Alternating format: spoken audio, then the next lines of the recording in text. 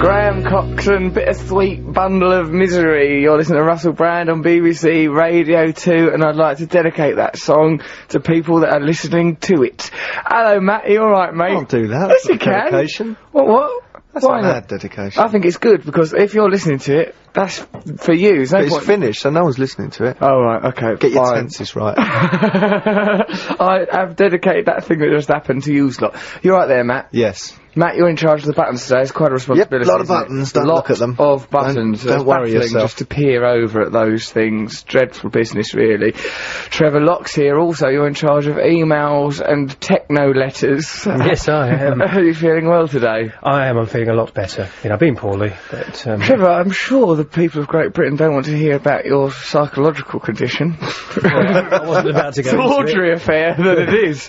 So, the theme of today's radio show is self-improvement and the moments that have spurred you on to self-improvement. That's what we've decided to have as a theme.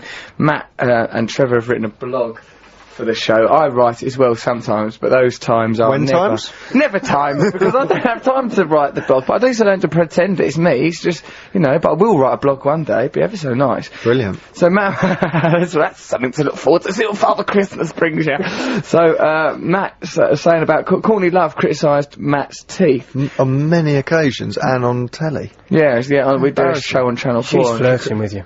She's flirting with it. Oh, is that your judgment, is it, Trev? Yes, it is my judgment, because she's a friend of Neil Strauss, and that is a well-known technique that he employs. Yeah, that is Neil- actually. She's negging you, Matt. Negging you, mate. Neil Strauss actually wrote the book The Game, a womanising handbook. Neil Strauss is an author that we have met before, and yes, he is a friend of Courtney Love, and you therefore think not that in Courtney Love.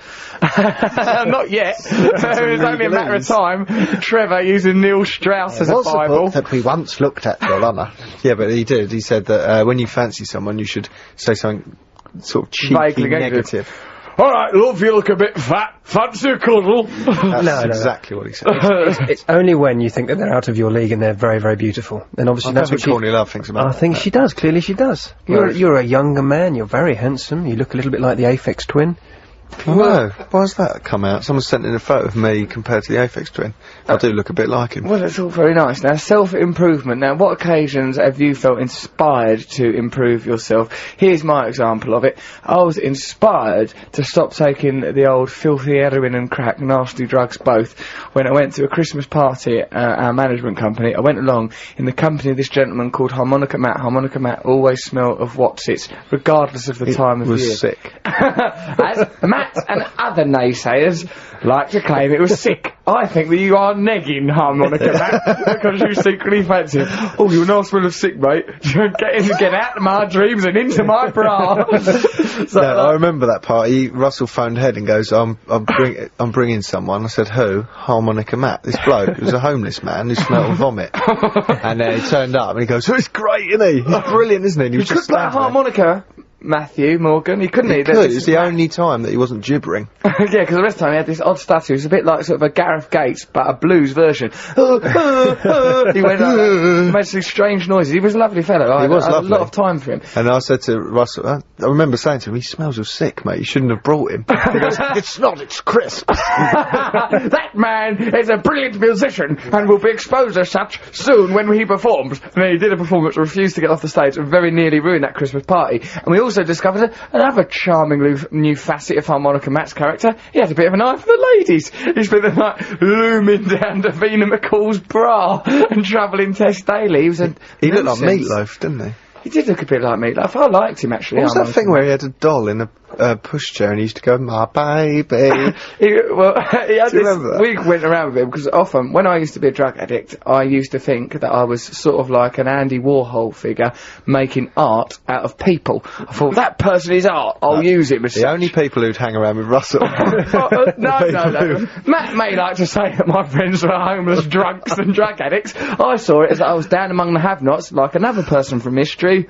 That's right, good old Jesus. So I was going around with lots of homeless people with that, and I remember like Matt goes, yeah, let's make a TV programme about Harmonica Matt. I didn't say that. Alright, it was me. Simply on the basis that he was all weird, right, and he used to push a toy baby, a dolly, around in a pram thing, and then he just would stop off at the bottom of escalators and sing, there's something wrong with my baby, there's something wrong with me.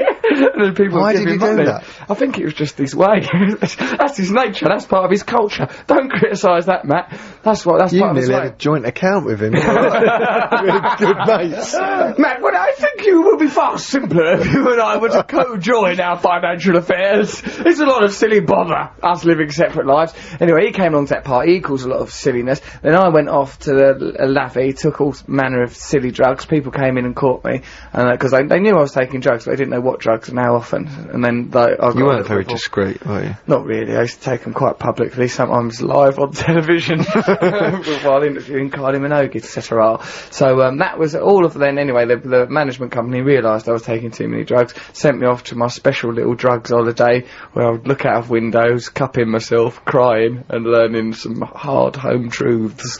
So that was a bit of a wake-up call for me.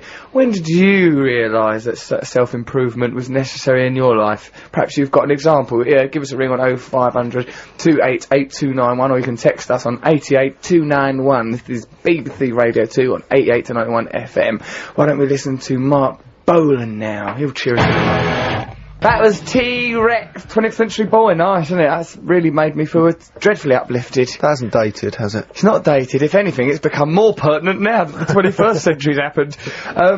There was a jump in the middle of that, and if you heard that on your wireless, I can only apologise. It was because of Trevor and Matt suddenly decided that they'd like to try life as a gay couple. Started kissing and a-cuddling, and whilst it was very moving to watch them expressing themselves physically, it were unprofessional. So, okay, yeah, talking about, what we're talking about, so the moments where you've realised, of course, that you needed to change, that you needed to improve yourself. Trevor, have you ever had such a moment in your ridiculous life? Yeah, I remember when I found out that, they told me I had to take a gum shield to bed.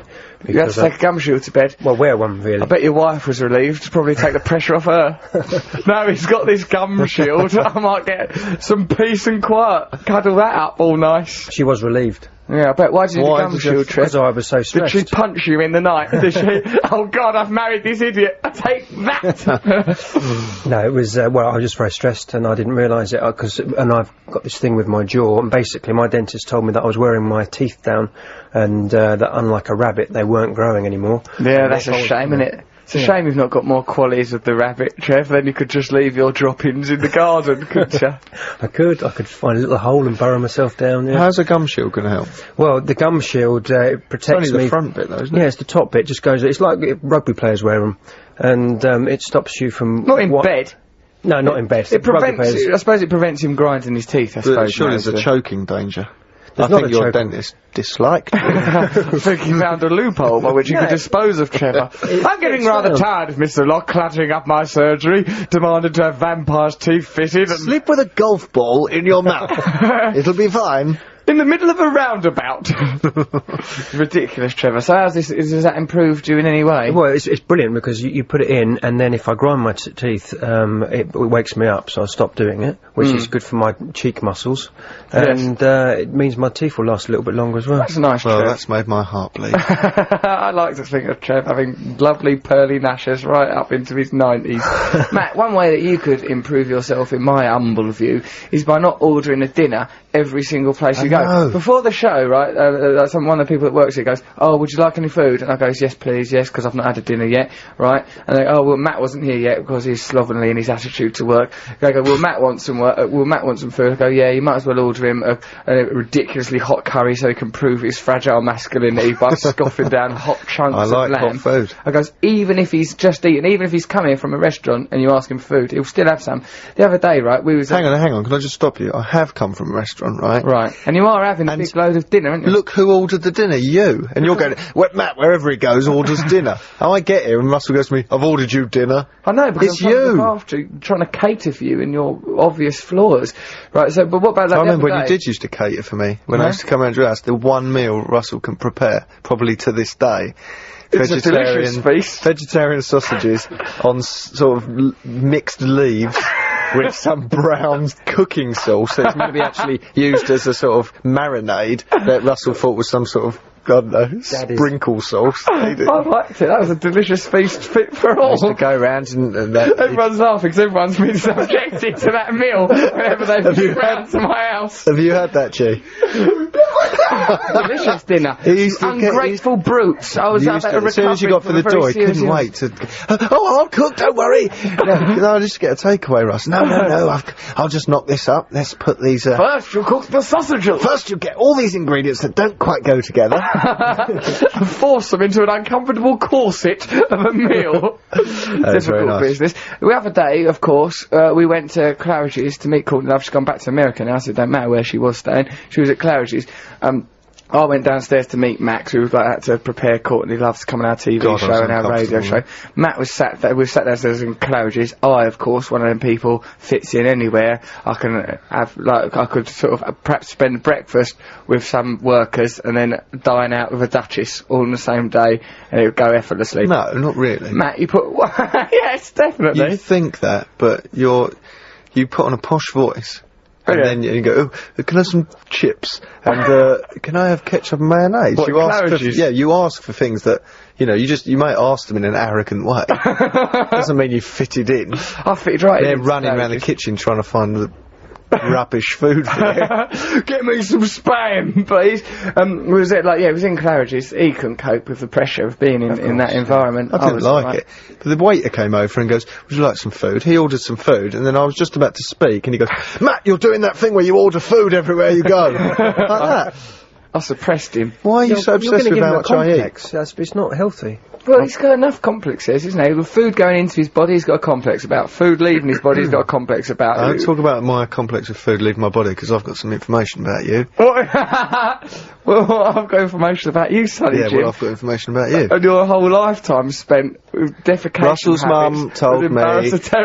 She told me as well, yeah. Yeah, when Russell was a little boy, to encourage him to go to the toilet, when he'd been to the toilet successfully without a tantrum, he got a farm animal. A toy one. A toy one, not a little a toy one, a plastic one. It'd be madness otherwise.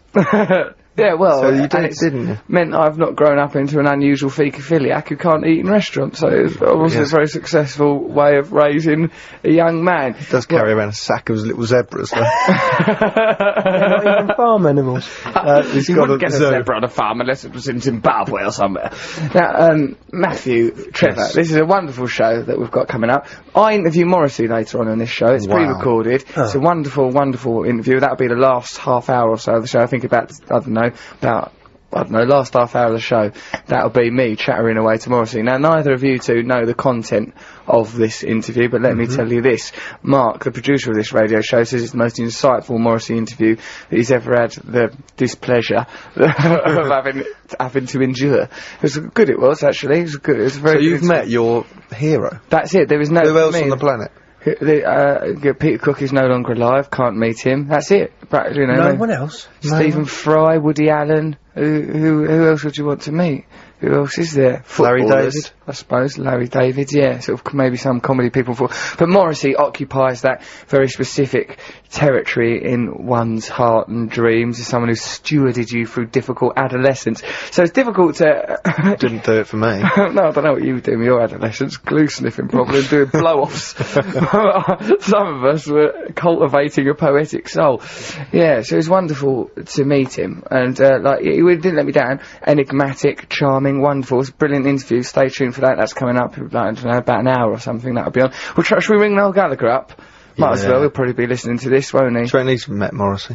Of course he will have done, and he'd have right nosed it up. He'd have been charmless, wouldn't he? Wouldn't have known how to move. I know he admires Morrissey and likes him a lot. We'll ask him about Morrissey. We'll try and give Noel Gallagher a ring. We shouldn't take him for granted, though, of course. Noel Gallagher is a wonderful and brilliant man, but also a bit of a boor.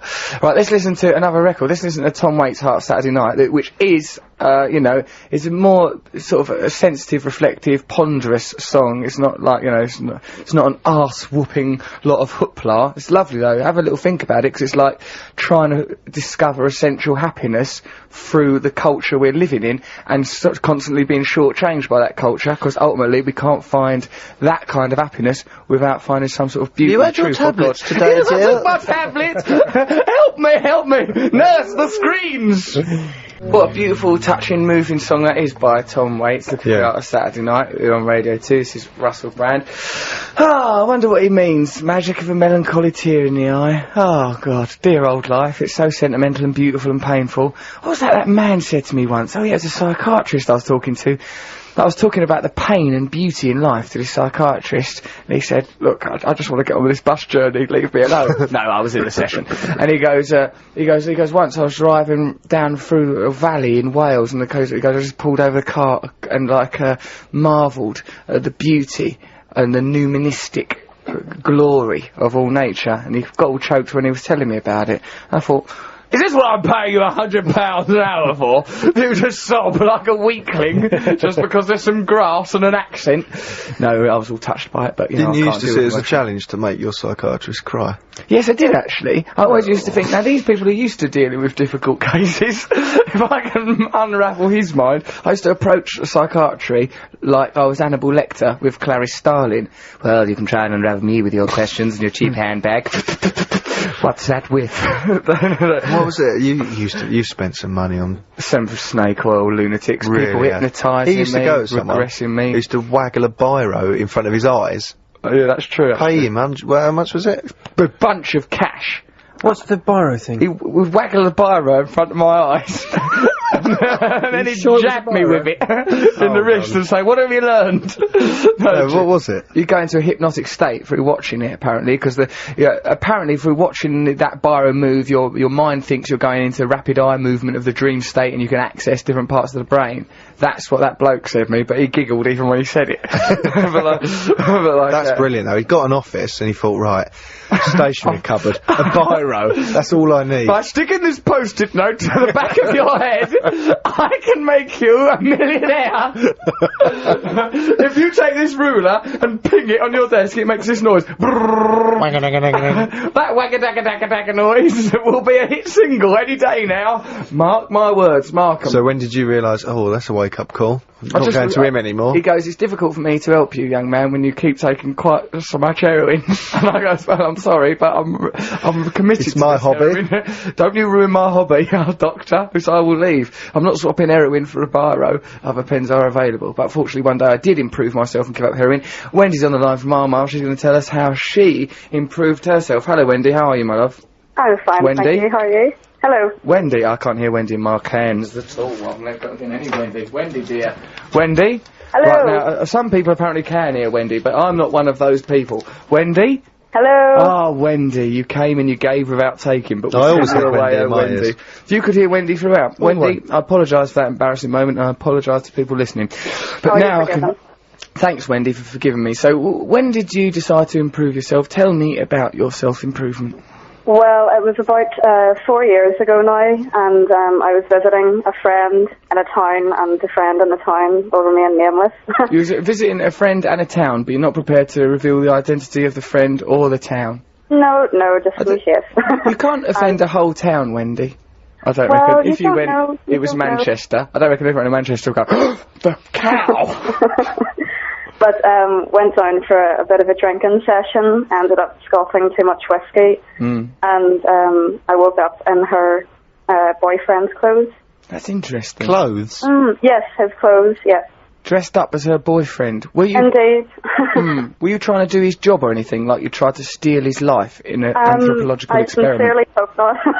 So, like, what do you think you had done? Discarded your own clothes? I think so, in like a wild moment of abandonment. I think I just threw them to the wind and decided to put on anything at hand. But Glorious, really, Wendy, to think of you so liberated. I mean, now you sound so composed. To think of you doused in whiskey, dancing round some nameless town, casting off your robes unshackled and free.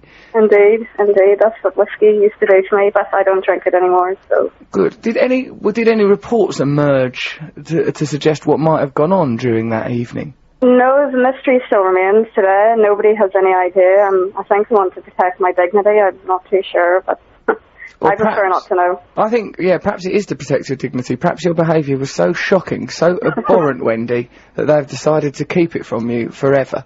Well, it's best it remains that way, I think, yeah. It's good, because you are yourself the soul of discretion, not mentioning either the name of the friend or the town. in an Precisely. attempt to keep things top secret. Wendy, thank you very much, dear, for telling us about your drunken abandonment. Now, I suggest what you do now is listen to the rest of this show while slinging whiskey down your neck, and then give us a call tomorrow, and say, I'm outside the studios of BBC Radio 2, nude! Ring us up all nude. It'll be a delight to hear from you. Yeah, wonderful. Go on, Wendy, express yourself. Hey, it's lovely talking to you, my dear. Take Okay, care. no problem. Ta-ta, thanks for your call, thanks for your time.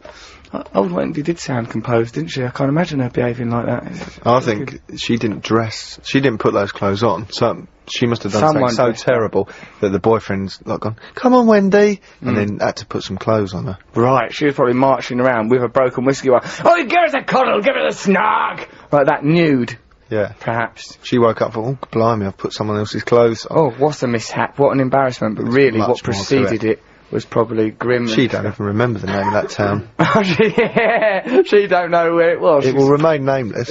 Simple reason. I don't know where lost. it is anymore.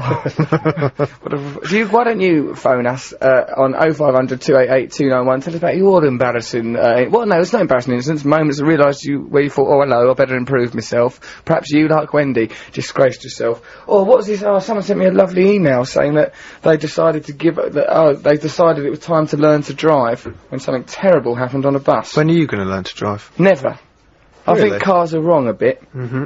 Oh, here we go. Yeah, look, Victoria Brennan says, I love the show, guys. Victoria says, from Barnsley. I realised that I should learn to drive when a man... Well, she uses a sex word involving your own self, onanism. When a man did this thing next to me on a bus. I've since passed my test and fear using public transport again. The memory still scars me today, although I think about it regularly whilst looking at my husband's lap. Victoria, what a curious tale. Do you think it was her husband? Oh, that taught her to drive. She's not clear about that. Victoria, No, perhaps she should get in touch with us. What do you think was her husband? Why is she looking at her husband's lap? I made that bit up at the end to spice up the email, mate. I just sometimes do that. So I was thinking, hold on, this email needs a little punch, a little sting in the tail. I'll add that with a lie. So, yeah, give us a call, 0500 288 291. Tell us about when you thought, hello, time to improve my life. Or you can email russell.brand@bbc.co.uk. Matthew. Why do you say cars are wrong? Oh, I think cars are wrong. Because you can't drive one and it's convenient to say that. Because it's convenient for me to attach a moral judgment for something I can't do, because I simply can't be I bothered. think hang gliders are very dangerous. Hang gliders are responsible for racist killings. That is why I will never be involved.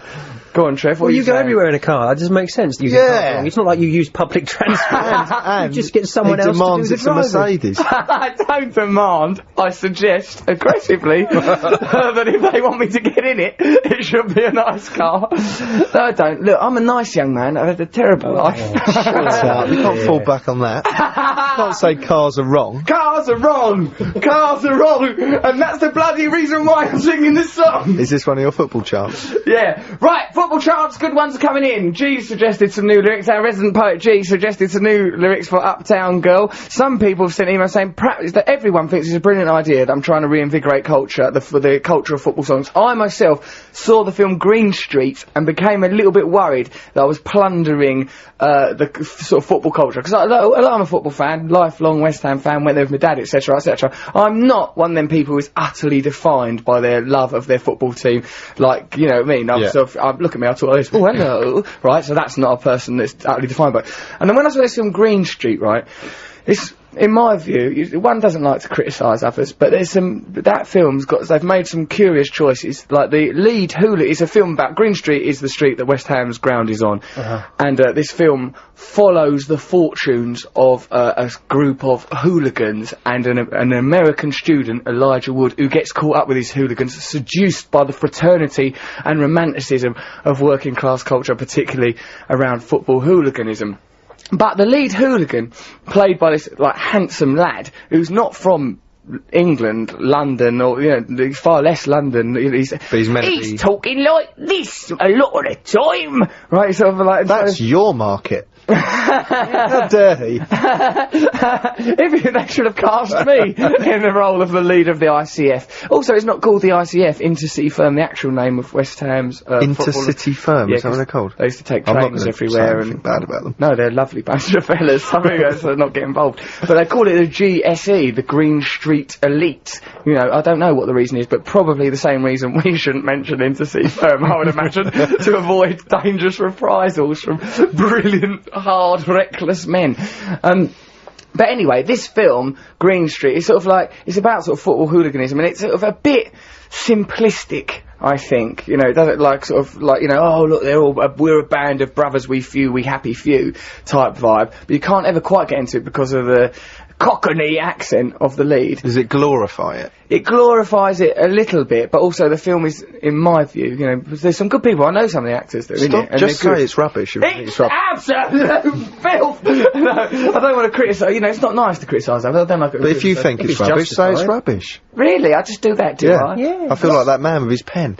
If you don't like it, say so. Oh, wag Thanks, the pen. doctor, here's 500 quid. See you later. Give the pen enough a wiggle, I shall give you a farthing. Do you want me to Next week, an HB pencil. No, You're doing really well. Here, look, there's a rubber on the end of this one. That means we can see into the future and erase the past.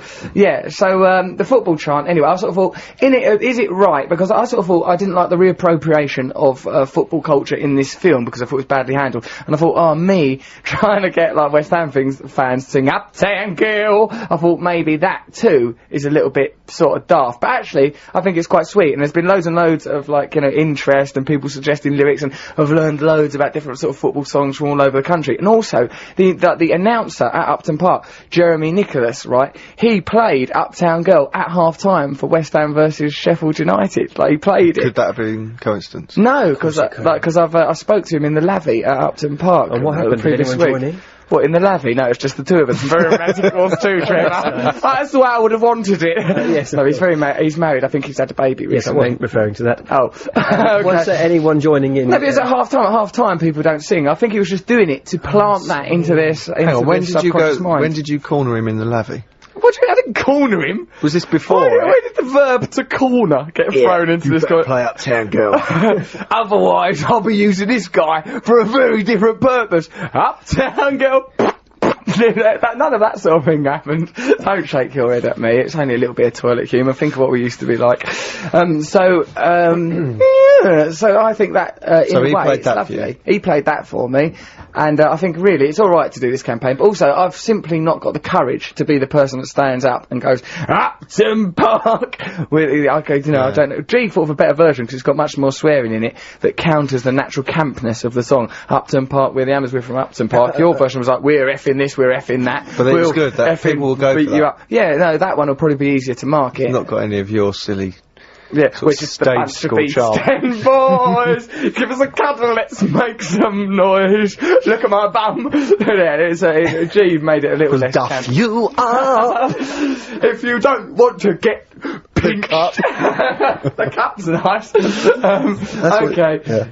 Why don't you give us a call, 0500 288, tell us about how you've tried to improve yourself, talk about football, talk about what you want, really. It'd be nice to have a little It's bit like of a Woody chin, Allen mate. trying to come up with a football chant. You're worrying about Oh it too God! much. Oh, I'm trying to come up with. Oh no! Oh no! Oh my God! Oh my God! Now I'm next to him in the toilet. I can't go. He can't go. We're there for hours. Okay, well, it's 0500 288 291. You listen to Radio 2. What are we going to listen to now, mate? Jay-Z. Oh, Bit of hip-hop. Jay-Z, about time we embraced bleeding black culture on this show. Come on, let's have a listen to some hippity-hop. That there with Jay-Z, a bit of poignant hip-hop poetry, nice. That's good. I love that sample. So it's Otis Redding sample. It's Reading sample. Oh no. Max Romeo. Sample, there you go. You listen to Radio 2, that was Jay-Z. It's about 10. Oh, I've never said that on the radio before. It's 10:15 if you want to know the time. It's one of the things you're meant to do on radio, isn't it? It's about 10:15, mate. You tell people the time. Just randomly tell them without asking. It's time, it's about 10:15. Oh, good old life, it being 10:45 and all. Oh, yes. It's always 10:15, isn't it? Oh, have you noticed that? Wherever you are, whatever you're doing, it's 10:15. We've not got round to ringing Noel Gallagher. Did, Claire Jones, who works here, get that man on the phone wanted to talk to? Oh, yes. Mick from Shenfield. Mick, are you here, mate? Yeah, I can just say here, Russell, yeah. Good, I'm glad you can hear me. Now, Yeah. today you've got yourself castigated in a garage. Tell me what on earth was going on. Well, I answered the phone on the forecourt, and the then I got garage. told off by the manager, Yeah. and then I went in to pay for my fuel and got told off twice more by two other people. Right, because actually you're not allowed to use your mobile phone on a Well, that's what forecourt. they say, but not really true, is it? Why is it not true? I think it is true, Mick, because it could start a fire, couldn't it? I They don't know. say that, but Brainiac proved them wrong, didn't it? Mick, Brainiac, we cannot take the evidence of Sky One show Brainiac and apply it in life. Yeah, but when you think about it, you got, on a modern petrol car, you got 40,000 volts on the ignition system, so that would mean you would have to park your car on the road and push it in, fill it up with fuel, and push it out again. Mick, if this is more evidence that you have accrued from watching the show Brainiac... No, this is my own independent research by sticking my fingers into things. Do you get yourself in a lot of trouble on garage forecourts? Well, not really the forecourt, it's the much sort of people and that, you know. You're a black cab driver, are you, mate? No, it's Essex, so it's, oh, that's it, I'm just getting me dinner. What are you doing too? You're just casually getting your dinner? What are you having? Matty D's. They give me the wrong thing, actually. Other burger joints are available. Don't go to them, though, they're very bad for you. I know. What are you doing there, Mick? No, it's a licensed taxi. It's all proper, like, you know. Yeah, okay. I'm on the forecourt again now, actually. I'm just going past the BP thing. I'm not getting told off now, though. Get off the forecourt, Mick. You're a menace. It is weird that you can't talk on the phone on a forecourt. It's stupid, isn't it? Because you've got the radio on, and they start, you know. Mick, turn your radio on. That's right, that happened on a forecourt. I'm getting back in the cab now. Mick, I don't think you should be allowed near any technology. He's morphing into a new doctor. Mick's become a new taxi driver from the future. That was a live demonstration. I didn't get blown out. I walked from the restaurant. Call it a restaurant, right? Mick, we all heard a very strange noise. We all of us heard it, so I think there's very real evidence to suggest that not only should you not be allowed to use your mobile phone on forecourts, you shouldn't be allowed to use it to phone up radio stations.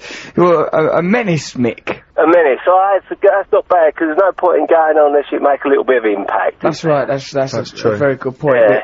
Are you going to stay listening to the show? Cause I'm really enjoying it, actually. It's good, isn't it? It's good. I'm just going to sit and eat my dinner now. Keep out of trouble. Just keep your nose clean, Mick. Stay up the gear. Well, it's got a long night ahead. I expect to finish about 4 or 5.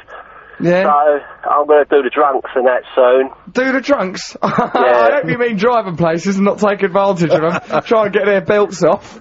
No, I've got actually one gave me a drunk? A Yorkie bar and other chocolates are available. A drunk gave you a Yorkie bar? Chocolate yeah, bar. and a bag of them Nobby's nuts.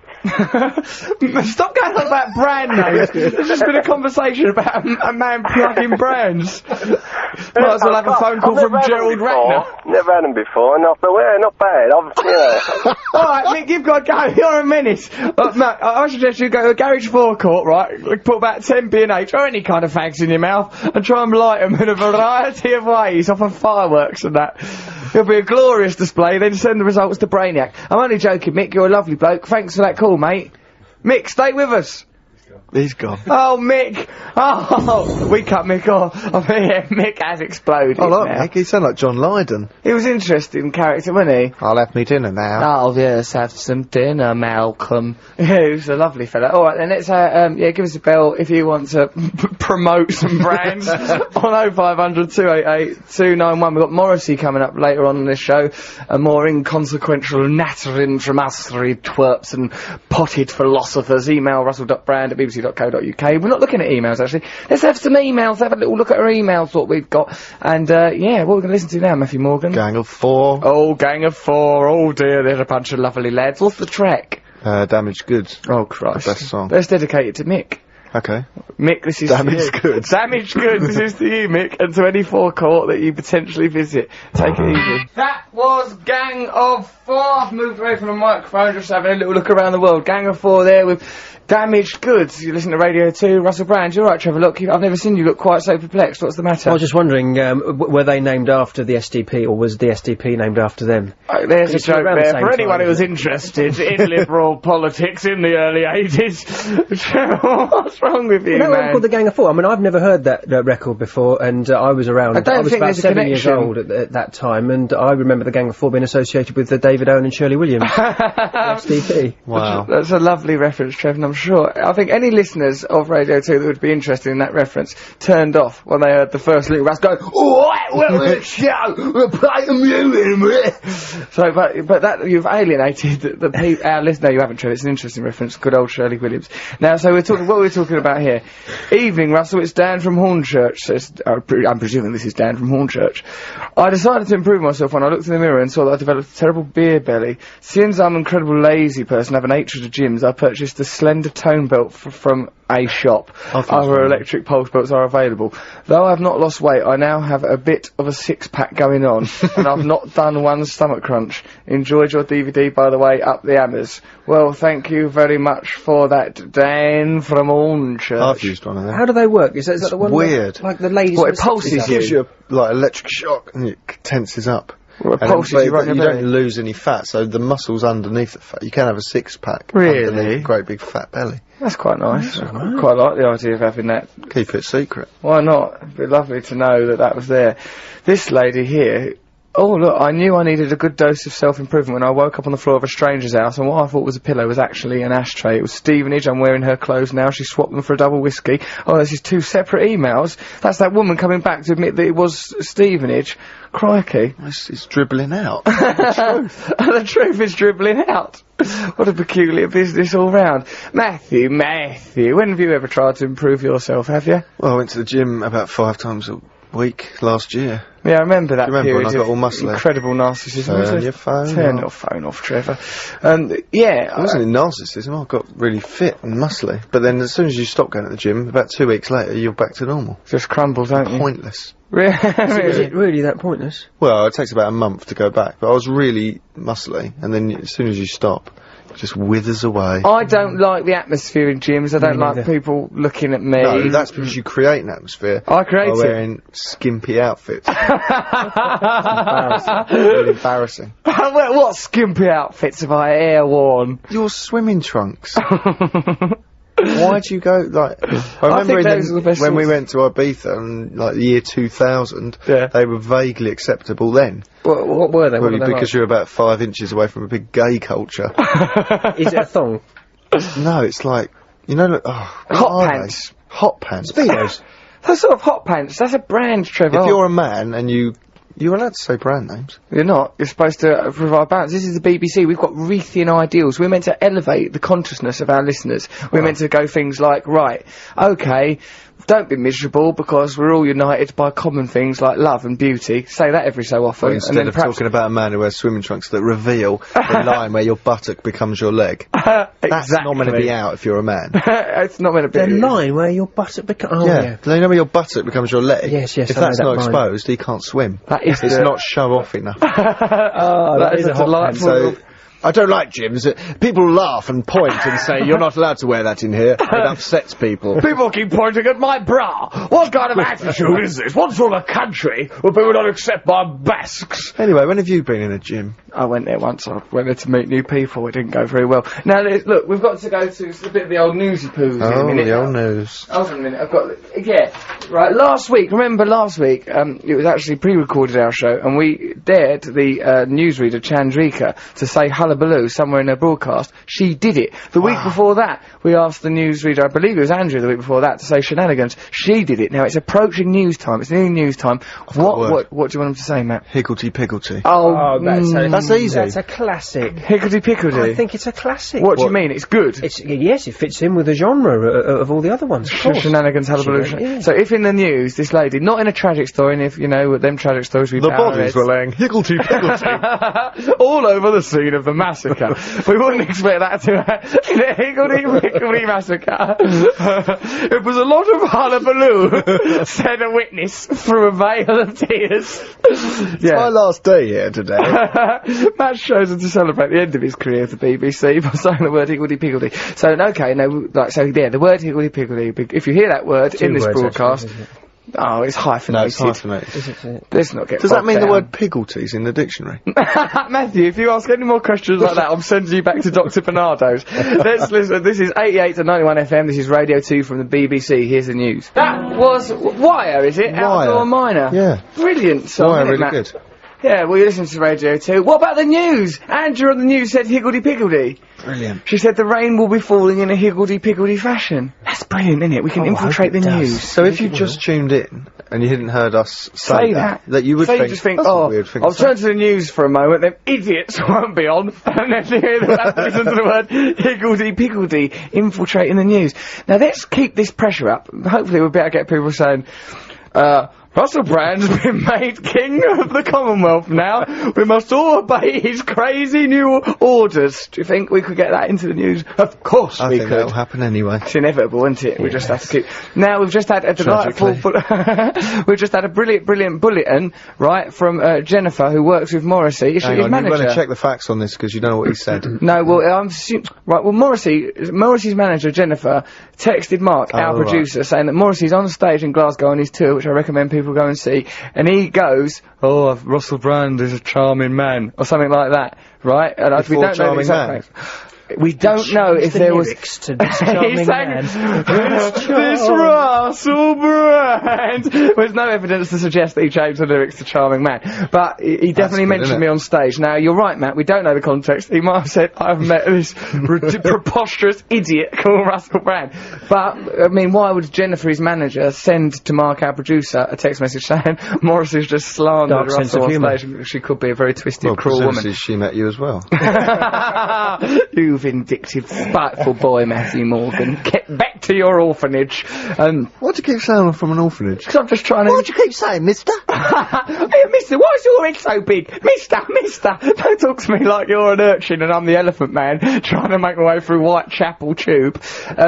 I was saying it, Matt, like that time, because I want to infiltrate your brain the way we're infiltrating the news, and like that time, I was off to regression therapy, and Matt Morgan kept quietly mentioning things about Anne Frank, knowing I was on the way to regression therapy, so that I would go to regression therapy. It was a scientific test. I wanted to know if regression therapy was real. It's Anne Frank's days. I'm So- Anne Frank. I was just sitting in the car and he was going off to have regression therapy and I wanted to know, I reckon his consciousness is about an inch deep. So I was driving along, I just went, Anne Frank. Because it didn't happen, but No, I honestly because thought my he'd sit there going, oh, I'm in a cupboard, oh, the Nazis. Yeah, well, terrible time in the Holocaust in Amsterdam, of course. No one's believing that. Matt was just simply trying to get inside my brain and ruin it more than I have already with drugs and egotism. Ridiculous business. But nonetheless, this is a happy occasion because Morrissey has mentioned me on stage. And even if You're a bizarre man. Why? And nonetheless, this is an happy occasion. It's not a wedding. I'd like to use this occasion to announce my marriage to my own brain box. It is a happy occasion. Because remember I mentioned them Reithian values? Oh yeah, about I mean, how is BBC it a Reithian value? Because Morrissey... Has mentioned you. and Morrissey himself has a mission to elevate people, Does to he? talk about Does he? beauty. Of course he does. He's not miserable, he's very funny. He's You're about to sloped say off he's to miserable. Italy. He didn't slope off, he strode off manfully in the pursuit of happiness.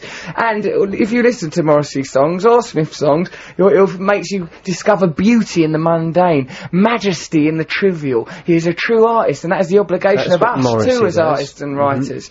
That's what Morrissey does, yeah. And what we do is that and all. Yeah. That's why I just used the word and all to describe something. So we've infiltrated the news. Morrissey has mentioned me on stage. This is a lovely, lovely day. Listen to how Kimberly Vickers tries to improve herself. She says, I went through a phase of self-improvement when I came out of a hellish girls-only school and into a mixed-sex college. When I saw the words written down, college. mixed-sex college, I thought, hello, that sounds like a nice place. Pulling up on the first day. Right, With your thanks. sunglasses on. Sex college, is it? Welcome to Sex College. Okay, I bought some equipment. Brand, get out. It's not that kind of sex college. I think I'd get a diploma in that place. I decided to try and pretty myself up a bit, says Kimberly, of her first day in mixed sex college.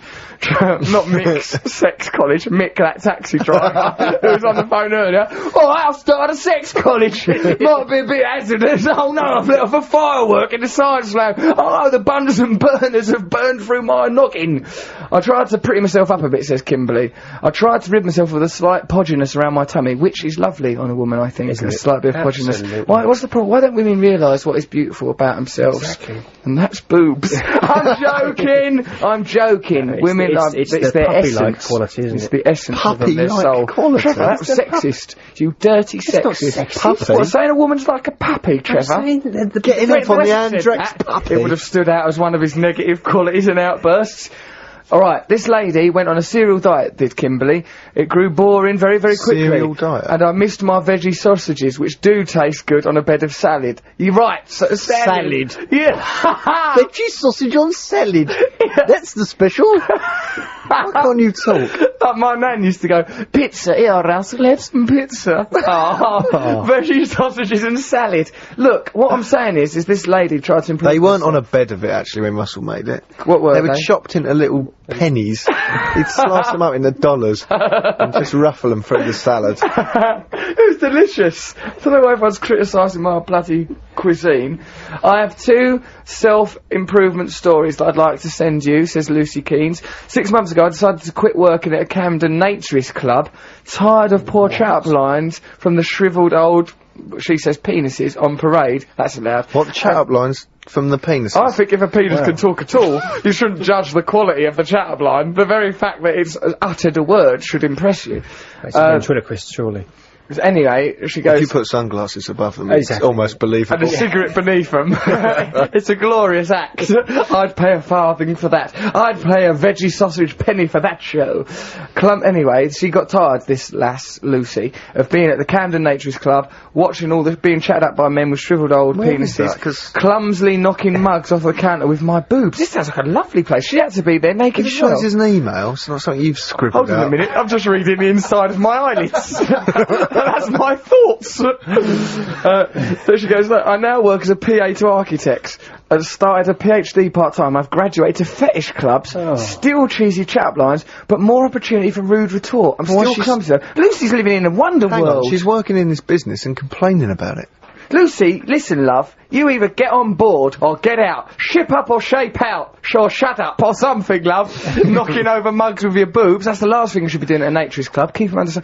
I've got... Where's Camden Naturist Club? we live near Camden in London town. We want to go there, That's the spirit, but we Matt don't want to be Morgan. naked. I think I know where it is. I don't mind being It's naked. not Camden. They call it Camden. It's actually Kentish Town. Well, I'll still go. What do you mean? What do you think? Is it Those that roistered Rio oysters. sauna? Not that Rio sauna place. No That's not a point in me naturist like club. Don't say the name of it. Alright, well, if people go, Rio sauna, I'll pop down. Well, that looks like a terrifying place. Once a man told me that he'd go there for what I can only describe as heartbreakingly drab threesomes with his wife to inspire a lacklustre, decaying marriage. And I'd listen, I thought, and it was called like the Rio Spa or something. Do you still see conjuring that up couple? some Copacabana. The three of us had a lovely evening last night, as a matter of fact. At the Copa. Copacabana, music and Sausage on a stick.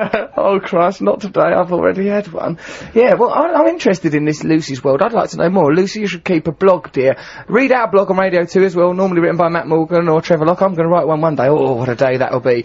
Go Ladies and and see Morrissey gentlemen, on stream tour. of consciousness there. Someone said Get a I'm blog, like read James our Joyce of comedy, and then they retracted that and said, What, hard to understand? Hard to understand, obscure, out of date, and unnecessary. And a bit long. Basically one good novel in him. Okay, so, right, this is nearly the end of our time. Should we go to a track and then we go into this Morrissey interview? Hold on, G's written us a poem. Let's listen to G's poem. G, give credit to Mr. G, our poet laureate. Yeah, alright. Okay, poem about self-improvement. Well done. We're compiling a shopping list for self-improvement, stocking our trolleys with an end to our confusion. Desiring to be better, prettier, fitter, stronger. Breasts need to be bigger, dinkles need to be longer. Have we got a gun shield for Trevor? Check. One that can survive any weather? Check. A farm animal for Russell to help him go to the toilet better? Check. Perhaps you too can improve the rest of your life so by hiring a strange man to wave his little biro, hoping the grand you put in his hand won't affect him during his gyro. So what can we expect next? Bigger abs, stronger pecs, perhaps Morrissey can provide the answer and he's coming up next. Woohoo! Mr. G, elevating culture. There's your BBC, there's your BBC value. Thank you very much, Mr. G. That's a fantastic poem. Okay, so this is pre-recorded, the interview with Morrissey now, but what an interview. We'll listen to it in the car on the way home. You's not stay listening, because it's going to be brilliant. What's the track we're going to listen to on the way into Morrissey? Barracuda by John Cale. Oh, nice Barracuda by John Cale. This will be exciting. That too will elevate us. Alright, well, we'll be back next week between 9 and 11. Until then, we offer you actual, genuine love from inside of ourselves. This is 88-91 FM, baby, baby, baby. So well. This is from a baby. I mean, it could have been, essentially. Yeah, this is the BBC. Thanks for listening. Stay with us for this Morrissey interview, because it's brilliant. Take care. Ta-ta. Love you. Bye. People have a tendency to bleach out idiosyncrasy. Yes. I wonder why this is, Morrissey. It's because they don't know what makes them so interesting and special. They actually don't know. Other people do, but they don't know. They have to be told. Do you think that's true about yourself? No, just everybody else. just everybody else. Not me. Don't you think aren't there things about your character that you lament that other people might see as defining? Well, I wish I was much taller. Really? No. You're so gullible. Yeah, I am. This is a difficult position for me, because I'm like, not many people, no one in fact, else that I would have a tendency to fawn over. Were Peter Cook alive, I would be vulnerable to that. Yeah. But aside from that, there's no one, and you mentioned your heroes on the show. Yeah, and I was quite surprised. Well, Chris Morris, Vic Reed, and Jonathan Ross I just mentioned for the joke, because it was funny because that was true. I did send him. But he's very clever. He is very clever man. Very clever, I think. He's a brilliant broadcaster. I noticed, I watched you when you were on Jonathan Ross's programme, and I always feel that is not an ideal environment for you. You don't seem particularly... Not really, because when you do television like that, as soon as you walk onto the set, you have to spring a bit, and you have to walk a bit taller, and you have to sort of bounce a little bit, and I'm not very good at that. Why is this? Why is this? It's because I'm incurably not natural. That's not the word, but the word is Jennifer. What's the word? Oh, Jennifer. You can't just expect Jennifer to have access to your vocabulary. She's wearing a white coat. She should know. Jennifer, that white coat denotes absolutely nothing. It's as if you've no professionalism. Morrissey was groping for a word, and you offered naught. See, Jennifer, the woman in white. I think it's because I'm just very, very, very natural person. Okay, but the first time I saw you perform, I was struck. I don't perform. Seals perform, unfortunately. Seals, what is it then? What is the verb that we use to describe what you do as a job? Appear live. Well, first time I see you appear live, I was struck by... I thought that you had... because I'm normally a corpse, of course. No, but I thought that... What I thought was that you'd be more slight, and sort of like fey. Yes, whereas you are quite sturdy and heroic. Well, yes, I mean, this is something I've been trying to tell the world for years and years, because often people mimic me. And it's this character that died many years ago, this very fey sort of person who was almost dead in the bath. Why do you think people cling to that caricature because it was the first way that they were introduced to me, I think, and it just locks into people's brains, and people think that you're incapable of change. Does that feel restrictive? Yes, it really annoys me. It really annoys me, because although I have a very poetic instinct, I'm not permanently lying on the floor covered in what's the word, Jennifer? Stop making Jennifer do your interview. Jennifer is here. There is a lady called Jennifer here who it now seems, as a job, has to cater to Morrissey's innermost thoughts. But she hasn't so far.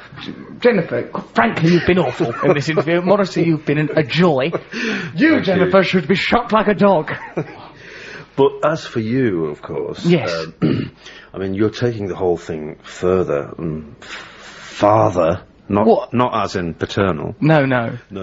But you realise that, don't you? What thing am I taking further? This whole strange comedy thing and television thing and comedy's peculiarity and idiosyncratic insanity. I mean, it's this far, and now you're taking it that far. Really? Which is very, very good. I mean, you should be very pleased with yourself. Thank you very much. Are you? Yes, I am, actually. One thing I learned from you was that you oughtn't, like, if you admire somebody, with you, I thought, I read somewhere about you, so this this isn't an original thought, that you are a new archetype, whereas Eminem is another version of Elvis, and, you know, Oasis are really derived from the Beatles or the Rolling Stones, or however you would want to regard it, that you're a new archetype. And what that made me think is, you must be truthful to yourself and celebrate what you are, and then the mundane can become heroic, the seemingly weak can become heroic.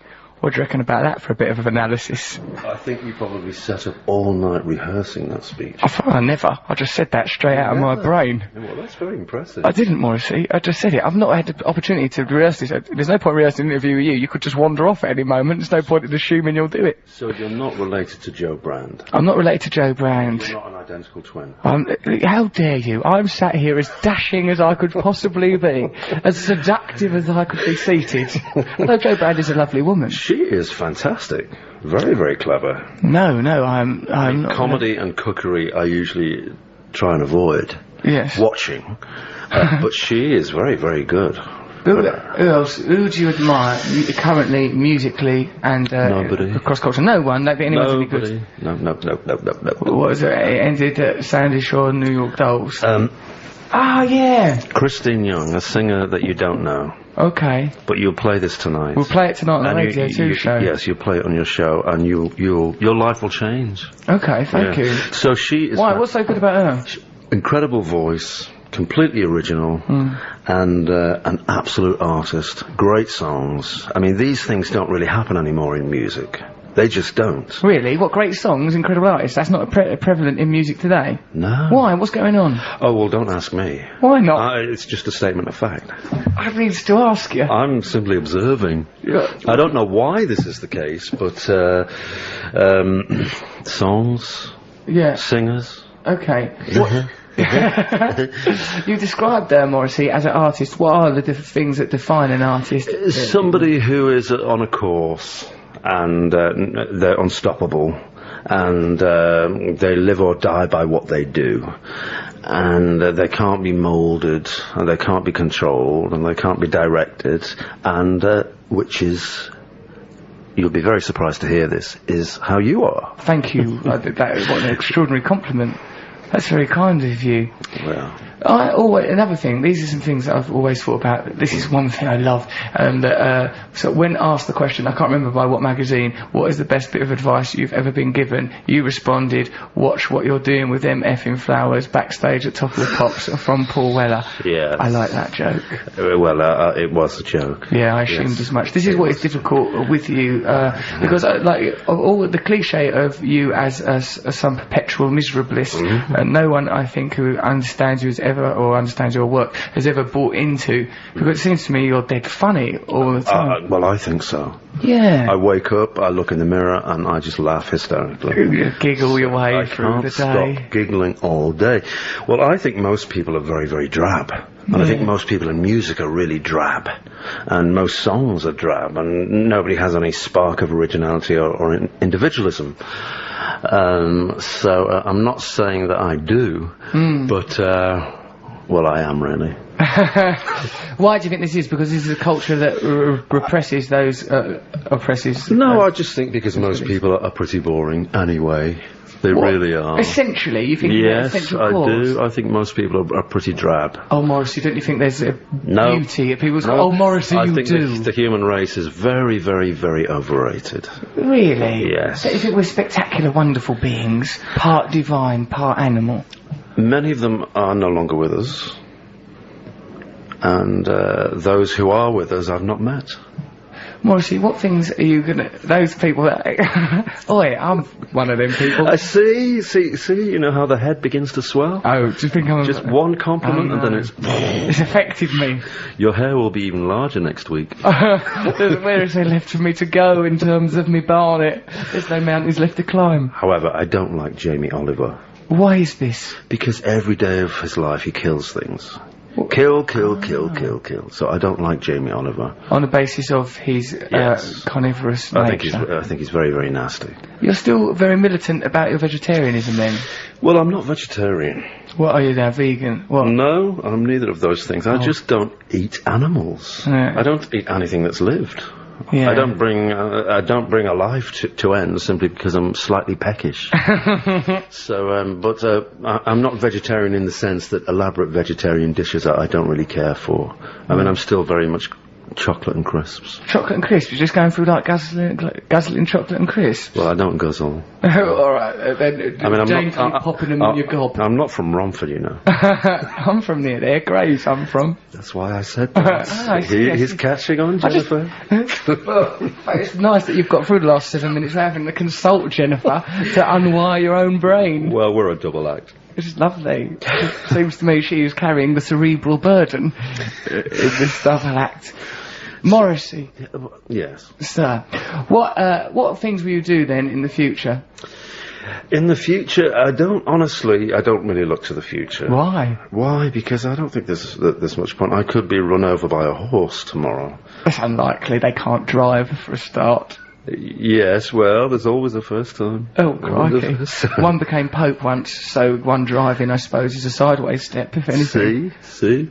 So anything could happen to me tomorrow, so I don't really plan. I just take life 1 minute at a time.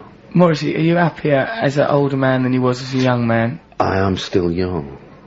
Look closer. Well, you're very dashing. I'm not criticising you aesthetically. Young. I have a very young spirit, I think.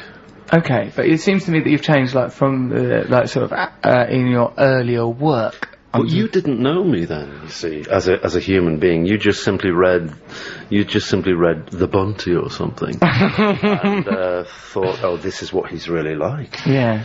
So the first comedian that really made you guffaw was. Well, maybe Billy Connolly, but like Peter Cook is the sort of the beacon to, that guides me. The beacon, yeah. Yeah, as it were. Mm-hmm. And like Richard Pryor, sort of. Well, your hand gestures are a bit Peter Cook. Are they? Yeah. Ah, good. But you knew that, really. Well, I suppose so. Yeah, it's an affectation. Yes. It's a learned behaviour. Because he was always pointing to something that was slightly left of centre. Yes, right. Cerebrally and artistically, you were always pointing to the left of centre. Yes, I suppose he was. Yes. Guess what I do and all? I swish microphone cables about in an onstage homage to you. Well, that's really nice. Thanks. That's really nice. I thought you should know. Guess what? I've got to ask you lots more, as many more questions as you yourself will permit, because otherwise people will go, you interviewed Morrissey and you didn't shut up. But it's nerves a little bit. Yeah. So come on, let's ask some actual proper questions. So you do actually have nerves occasionally? I do, yeah. Well, then why do you do it then? I mean, why do you walk on and take all this on and all these people and all this insanity? I mean, surely you think there's an easier life and you could go back to Romford or Grays or Chelmsford and just be I don't know, a homeless person. I mean, it's an attractive option, Morrissey. Well, it's in the future. I look forward to sleeping by some bins in Basildon in the future. I suppose because it's the only thing that makes me happy. It's the only time that life... So I find life a bit of a pain in the arse and a bit difficult. And like when I'm performing, it makes... I think it's manageable. I think it's beautiful. I'm released from myself. I feel unshackled and I feel part of a larger whole. And how many CSEs did you get at school? I was not rewarded any CSEs. O-levels? I got 4 GCSEs actually. What, a secondary modern failure? I went to a comprehensive school. Things didn't go well, Morrissey. I didn't fit in. It were a difficult time, not only for them, for me. Yes. What about you? You were a qualified man. Not really. I mean, a smattering of O-levels, but nothing that would impress anybody. Yeah. No. I don't suppose it's ever been particularly relevant. I don't think it's relevant to anybody. I just don't. I mean, is it relevant? Was it relevant to Diana Spencer? No. Her little 2 O-levels? No, I suppose not. Did it stop her? No, she did quite well, as I recall. She did quite well, but maybe she'd be still alive if she got that 3rd O-level. That 3rd O-level could have given her a few more months at the very least. Yes. I would imagine. Yes. So, Morrissey... are you going to continue making us music and performing and everything? Well, I don't perform. Here live. What's your problem with that verb? Because it was an affective, because of venison and affectation. It sounds as if I'm there with a hat and a cane and I'm skipping, and then the lights go down and I turn into an incredibly drab person. So it's not a performance. Yeah. It's not a performance. It's not something I've concocted. But back to the question, which... It was, were you carrying on doing this for the foreseeable future? How can anybody possibly know? I mean, I could have a wooden leg next week. So how come you're on this station and not another station? What, BBC Radio 2? Because the adventurous controller of BBC Radio 2, Leslie Douglas, thought that she thinks I'm good because, Yes. you know, Yeah. she's like, and she thinks it'd be innovative Yeah. to have me on the station. Yes. And your favourite DJ of all time is... I don't know if I really have one, really. It's not... Anybody you ever listen to obsessively and... No. No? There is not. There are not any. Like, I was all grew up watching TV. I was raised by television, particularly, to tell you the truth. But you were a problem child. Yeah, very much. Yeah. And that's all over now. Do you think so? No, that was a question. Well, I mean, sometimes it's difficult to relinquish. Sometimes it's hard to let go of those problems, the things that define you. Yes. Don't you find that? Yes, I do. I think the child stays within us. And that's quite nice, really. I mean, it's embarrassing when you're 28, 29, 30, but then when you're beyond the 40 threshold, you think it's very nice. And you're quite happy to be as you are. And you reach a take it or leave it stage. Take me or leave me stage. And that's where I am. So you have accepted yourself? Yes. Good. I'm glad that you have. Are you living in Europe still? Still in Europe. I live just anywhere. What, Jennifer, where do I live? The first contribution Jennifer's made to this interview is to utter the word nowhere. Yes, I think you should put heavy reverb on that. And will sound like an address from the Lord himself by the time we finish with it. Yes. It will sound like an enunciation from Mount if Sinai. you have a bad dream, that word will be in it. So what do you watch on television? Well, I like American comedy, like Curb Your Enthusiasm, stuff like that. I like Jonathan Ross's television programme. Mostly He's not comedy. American. Well, okay, you've pointed out an obvious flaw in my argument. Arrested Development. What do you watch on television? Not that much, really. Why? Why? Because I think most of it is terrible. Think it's what's wrong with it? I don't know. I quite like Emmerdale sometimes. What do you like Emmerdale for? Well, it's brief, and you don't really have to think too much.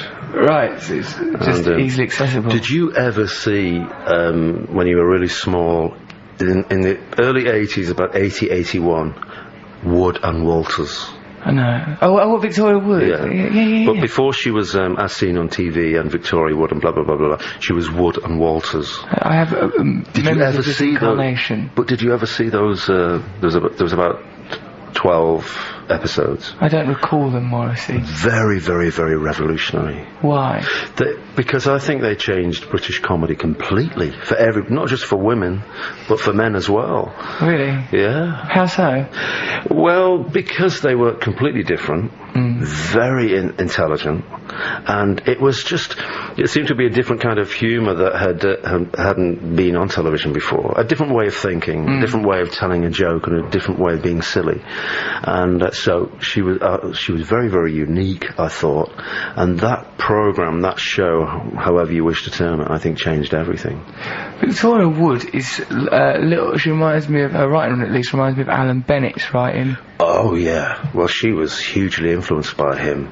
Yeah. And I mean, did you see his plays in the late 70s on television? I mean, I know you were really tiny and you were running around listening to Mud, etc. But did you see the early Alan Bennett stuff? What sort of thing? I'm Afraid of Virginia Woolf. Say Something Happened.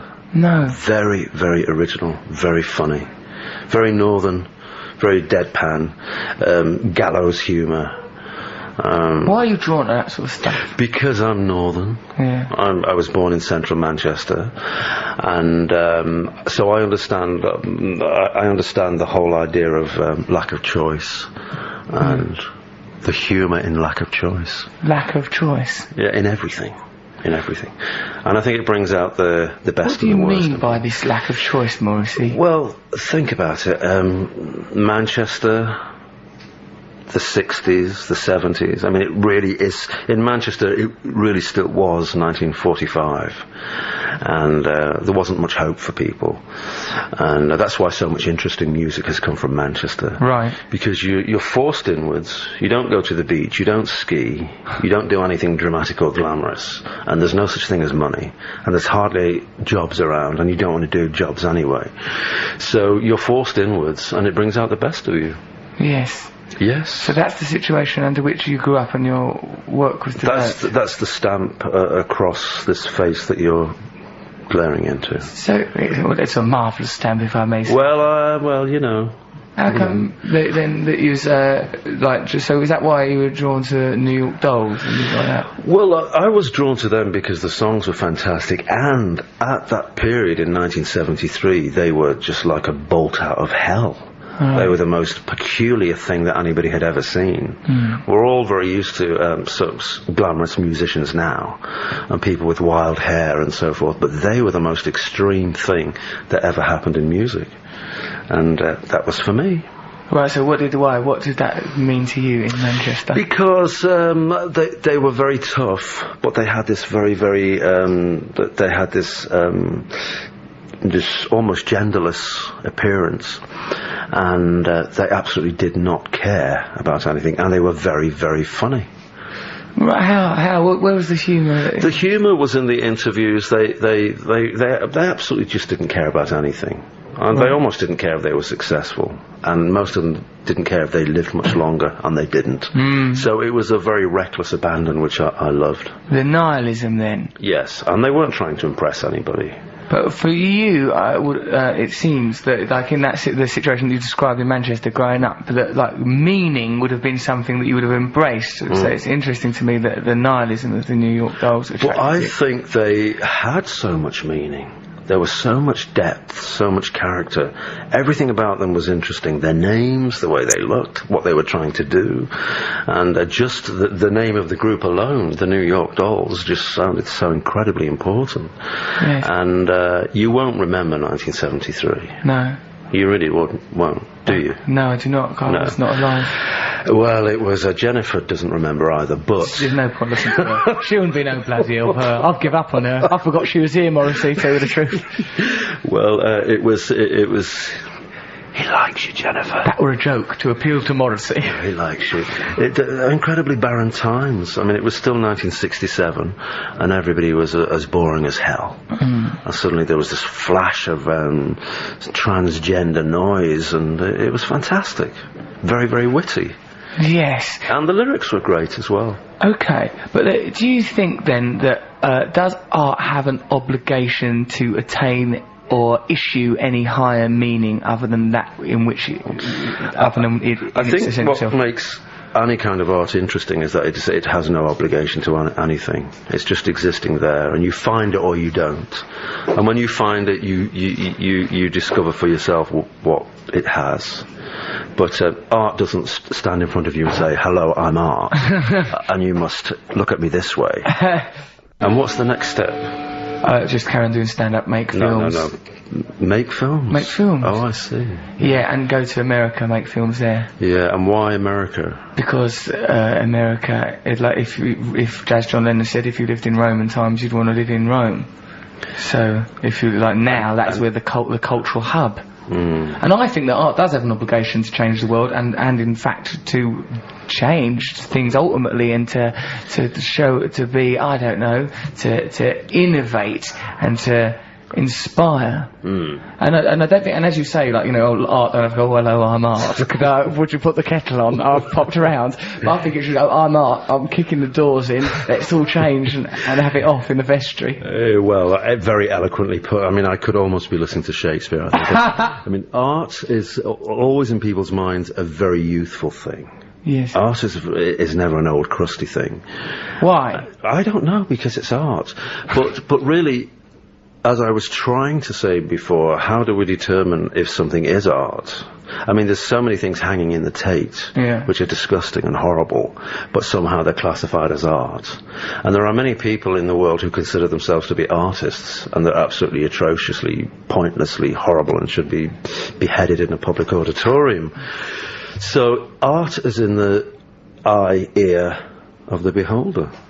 I reckon that art is where you taste divinity, when you feel God, when you transcend the self and find a higher meaning. Well, very nicely put, but you're wrong. Why? What is it then? I don't know. Well, Look, you're just wrong. Accept it, live with it, move on, face love. Morrissey, thank you very much. Let's, before you clear off to watch that umbrella cliffhanger on Emmerdale, well, let's plug these things of yours.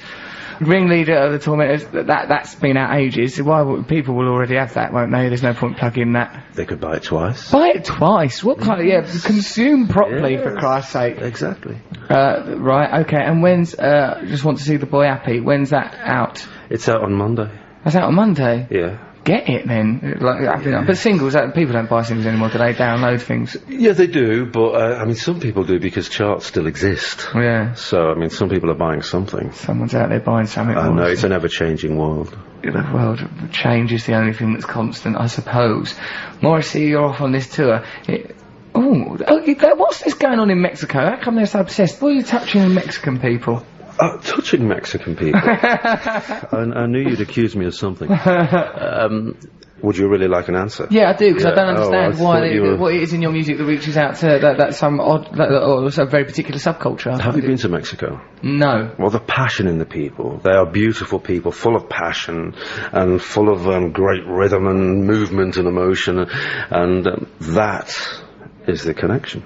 Ah, the rhythm, passion. Okay, let's talk about these UK dates. You can see Morrissey on December the 4th, December the 5th, December the 7th, December the 8th, December the 22nd, December the 23rd. Glasgow, Newcastle, all over the country. There must be some website people can look at, Morrissey. Probably. You don't know things like that. If people want to go, your gigs they'll just sell out anyway because of your obsessive fan base. Do you feel integrated with your fans? Well, I don't consider them to be fans. What do you consider them to be? Well, because fans is a horribly demeaning word. Fanatic. And often I've been interviewed in the press and I've spoken about the audience and they always print the term my fans or the fans, and I don't know why. They won't print the audience. It's succinct, isn't it? Tabloids are all about, that's why you have words like topped. You know, it's less syllables than children. It's a matter of reducing everything because they assume that everybody's out there who reads anything is a blithering idiot.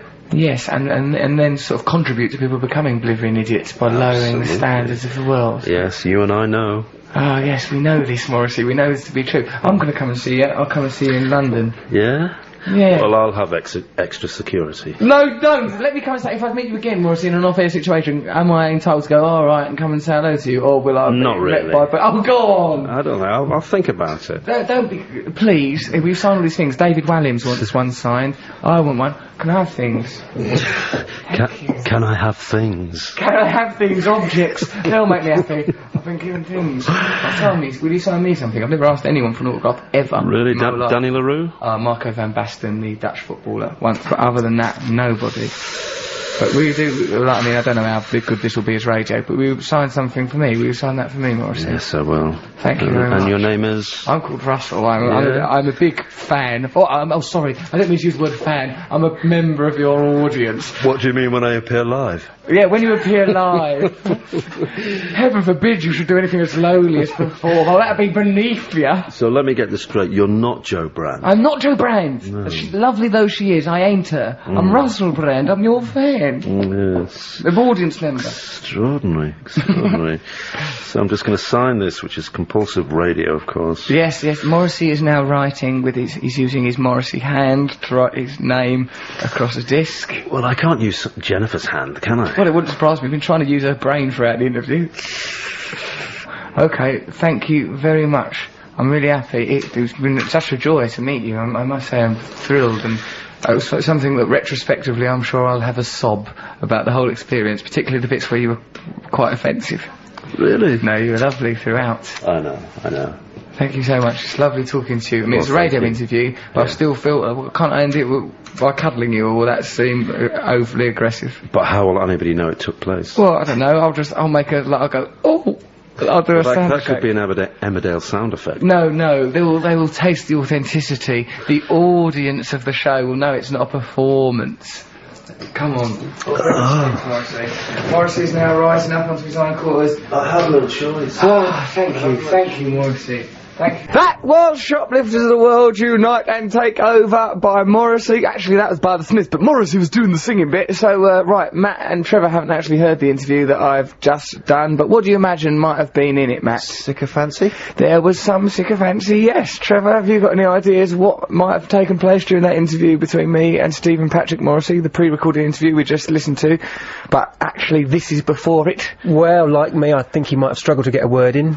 He did struggle, actually. Yep. There were bits where I had to actively say, oh no, I'm interviewing Morrissey and I'm talking more than Morrissey. That's How are you isn't it? positioned during that interview? Were you sat on his lap, or...? I sat opposite him, much the way I'm sat opposite you now, with two microphones between us. No, we're closer than that, and at the end of it, I cuddled Morrissey. Did you? I give What, a you mean your cuddle. cat? Did his security lead you out by your hair? I was kicked out roundly and brutally by my nuts.